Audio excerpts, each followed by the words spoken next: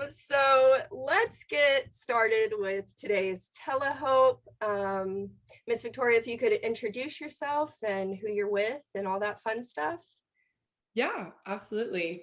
I'm Victoria Fontenot. I'm the community outreach lead at Ascend Behavior Partners. Basically, my role is to partner with medical professionals like pediatricians or psychologists, just to spread the word about Ascend, early intervention, ABA, and to have them refer kiddos to us to get evaluated or to start services. Um, but just also, I wanted to include that I did start as an RBT. So I am very familiar with the challenges that families face after a diagnosis. Yeah, absolutely. So, speaking of that, what is Ascend's mission for families? So Ascend's mission is we partner with families living with autism to build a strong foundation for children in the early childhood and beyond. Um, and one thing that I really want to highlight on that as well is I don't know if you're familiar with our logo, but it's like little blocks stacked up kind of in a triangle shape. Mhm. We chose that and we were really intentional with that because we play with kids, right? And we're teaching these skills of something as simple as building blocks. So we really wanted our logo to represent that. So that's kind of how we came up with that. Yeah, that's awesome. So, when working with families, how do you go and about accomplishing Ascend's mission? Yeah, absolutely. So we accomplish our mission by partnering very closely with our families. Um, we also partner very closely with our therapists that work in the homes. So in your opinion, what's the importance of early childhood interventions like ABA? Yeah. So the importance of early intervention, such as ABA, I'm not sure if you know this, but by age 5, 90% of the brain is actually developed. So we're working with a really short window of how much progress a child can make based on their age when they start, right? So the way we look at it is the earlier a child could get diagnosed, the earlier that family has access to treatment and support, and also the more successful and potentially independent that child will be in the future. Absolutely. Absolutely. The plasticity of the brain is crazy, isn't Yes. it? So what oh, I mean, I know you mentioned 5, is it's kind of the window. Um, But do you guys treat children older than 5? About what are y'all's age ranges?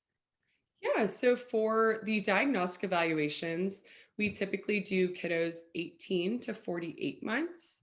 And then for ABA, it's typically kiddos in the 1 to 6 years old range. Okay, got it. Got And just kind of wanted to add to that. I know 6 is kind of a hard cutoff. And I know I get that from a lot of other providers that there's kind of a lack of providers for kids over 6. it. Mhm. But the reason we do that is because most of our therapy is done in home. Um, and by 6, many kids are going into school and they no longer have enough hours for intensive ABA. Yeah, So that's kind of what helped us determine what those ages would be, at least for our type of programming, because it is all focused on early intervention and it's very intensive. yeah, absolutely. Um, so what is the parent's role in Ascend? Yeah, so we view parents as our partners, essentially, right? Like I said, we do all in-home therapy. So parents actually have the opportunity to be way more involved in their child's success. I know from my experience as an RBT, I had many moms follow me around the house, watching me do programs with their kiddos. And even some of them told me that they were implementing some of those skills or programs on their own. And I was seeing this child making progress just faster and faster. And I think it's just more and more people are using those same types of skills and modeling it to the child. So it's just promoting better generalization in the household. Whereas I know oftentimes with clinic based services, families don't always have the opportunity to be as involved. Of course, a child still makes success, like still makes progress or is still successful, which is huge in every family's life. But we really wanted to do in home just because we're really connected to the family.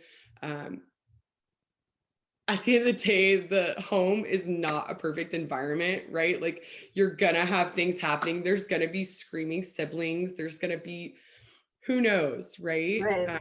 So we really wanted to teach an environment naturalistically. We're Of like the course. world's not perfect, and we have to prepare for that, right? Of Uh, course. Of so course. And I think that the in-home therapies is really what makes you guys uh, a unique little clinic for sure. And that's absolutely amazing. So when you are in home, what key life skills are you teaching the child and maybe even the families? yeah, so just to give like a basic understanding of ABA, um, ABA is used to increase positive behaviors such as communication or social skills and decrease negative behaviors such as aggression to oneself or others. So the types of skills that a child can learn, I mean, they're pretty much endless, right? Like when we first come into a child's home, a BCBA or a clinical director will do a treatment plan assessment, which is typically done with the VB map. And that assessment tool helps to identify where a child's strengths are based on their age. And then, as well as that BCBA or clinical director will meet with the family to discuss what skills are really important to them that their child learns, right? Right. So, if that is just functional communication, maybe more specifically expressive language, right? Or potty training, we want it to be individualized to the child, and we want it to also be beneficial for parents. So we like to bring them in and see, what do you guys really want to see him or her progress in? Um, and then we take that on and we'll start to implement those programs. So Yeah. typically, like I know for most programming, I would say probably around like 80% is created based off of their age and skill set. And then maybe like another 20% is from parent feedback and other skills that they want to focus on. Wow. Yeah, that's awesome.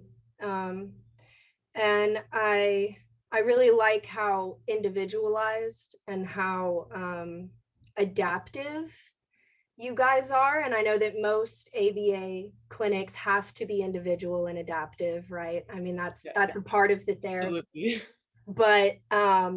But being in home requires more adaptation Yes. than being in a controlled environment. But that's what you guys are doing at Ascend is absolutely amazing.